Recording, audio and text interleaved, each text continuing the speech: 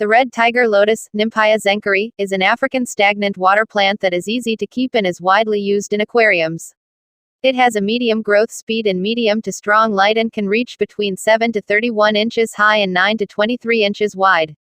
It can be surprising to some that the zenkeri is actually a lily pad, as the red tiger has arrow-shaped leaves instead of round ones.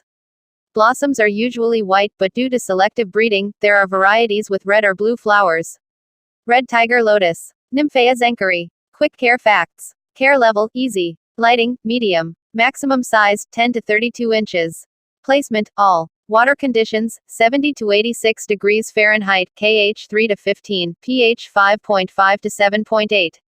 Propagation, seeds. Color forms, red, green. Supplements, root tabs, iron supplement, CO2.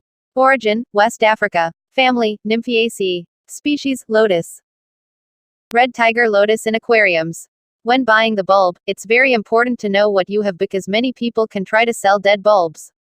A good, living bulb has to feel firm, while a dead one is quite soft and mushy. You can drop the bulb on top of the substrate and it's very important to leave it on the surface and have only the roots underneath.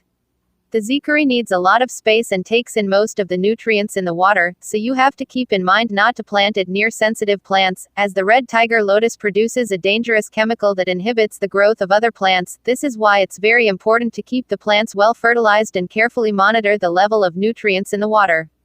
Also, as the red tiger lotus can grow and spread very quickly on the surface as well as in height, one may consider keeping its growth under control. This can be done by containing the roots in a confined space, controlling the amount of light in the aquarium, preventing seeds from developing and falling on the substrate, or by trimming overgrown leaves. Containing roots. In order to control the growth speed of the zenkeri, many aquarists have tried to restrain the bulb and roots to prevent it from spreading into the whole substrate.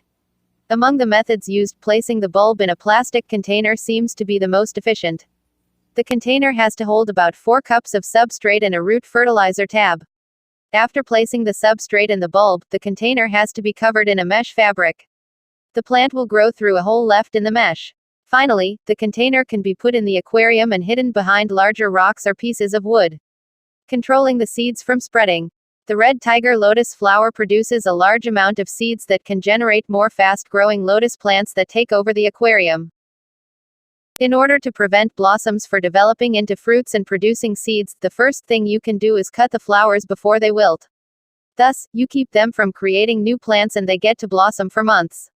Another trick to control the spreading of the plant is to prevent it from developing surface leaves by constantly trimming them as they grow. Blossoms only develop when surface leaves are present. By doing this, the plant would start to grow more submerged leaves and slow down the growth rate. Finally, you can control the overall growth of the red tiger lotus by using the right light.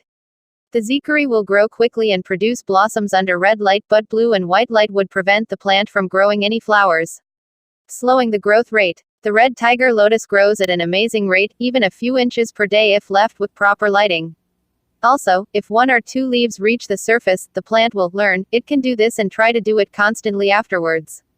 But don't get scared, as it can be kept under control with a lot of attention and constant surveillance. First, you need to clip any leaves that reach higher than the overall plant height. Many aquarists observed the zenkeri would grow slower after being trimmed for a while.